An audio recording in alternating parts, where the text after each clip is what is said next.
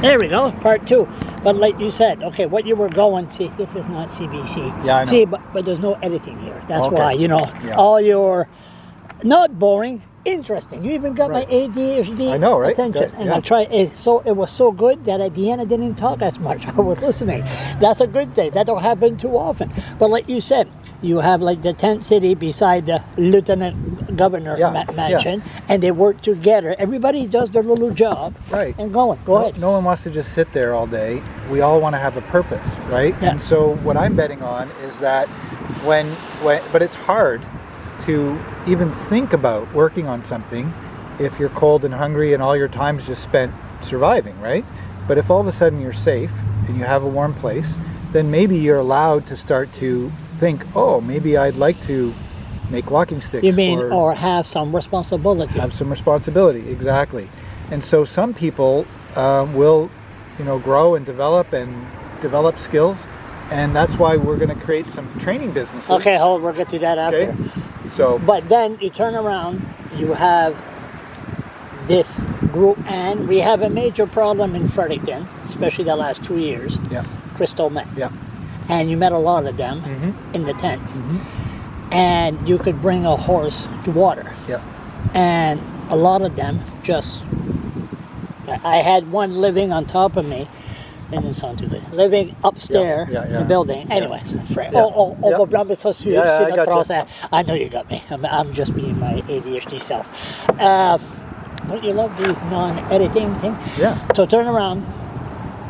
She was evicted, and I fought for her. And I never been there in her place. Then she got evicted a second time. Yeah. At the end, they showed me a tour. Didn't flush the toilet for 3 months. Right. 5 flower pots in the bathtub.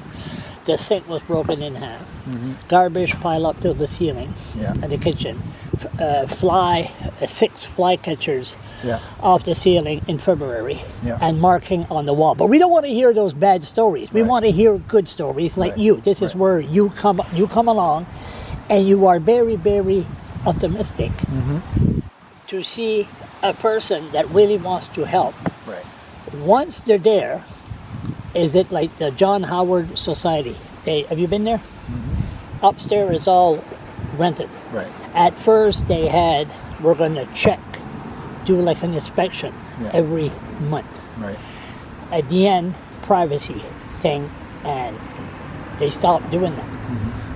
Is it their house to have a hangout and to party? Was there going to be rules? Yeah. You know what I mean? Great question. Yeah.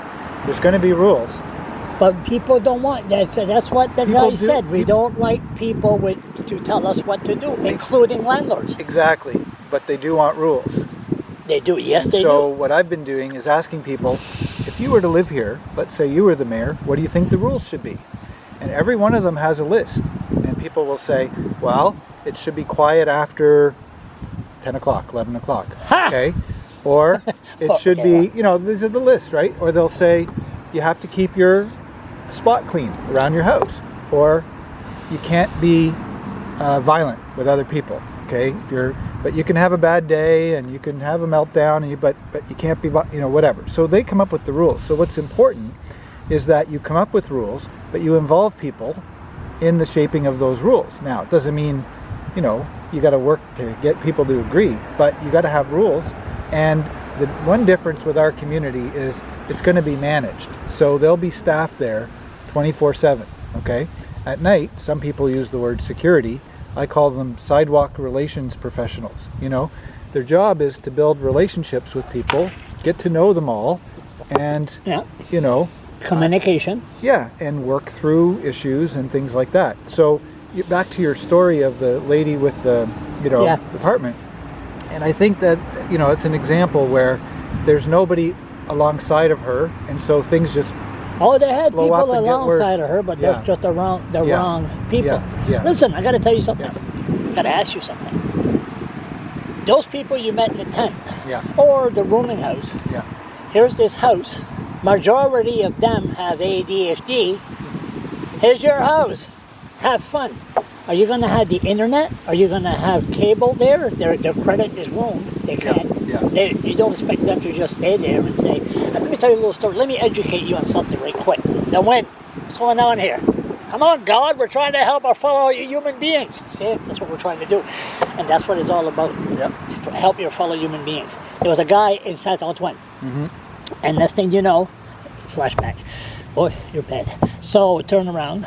He said this guy took 2 homeless person from Moncton and bring them to Saint Antoine. You know where Saint Antoine is? No, we're talking about Saint Antoine. Yeah. Put them in a garage. Yeah. It was cold, winter. Remember that story? No.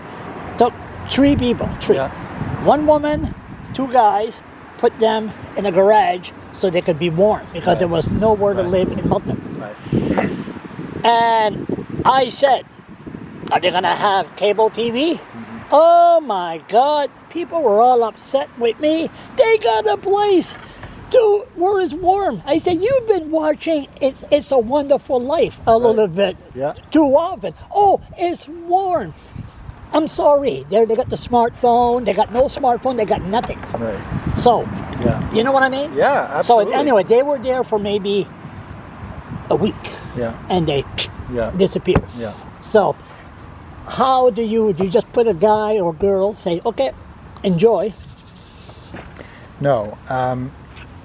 It is your house, and you can come and go as you please and all that, and that, I mean, that alone is not available in any other options. There's so many rules right now around when you can come in, when you can't, and all these things who you can have. So there's a lot more independence in a community like this. But there'll be internet. Will there be internet? Yeah, absolutely. How? You going to pay for that? Yeah. Oh, okay. Yeah, we're going to provide Wi-Fi for the whole community. Not cable. You expect people just to look at 4 walls? Well, you know what everyone does today, though. You're an old fella like me, right?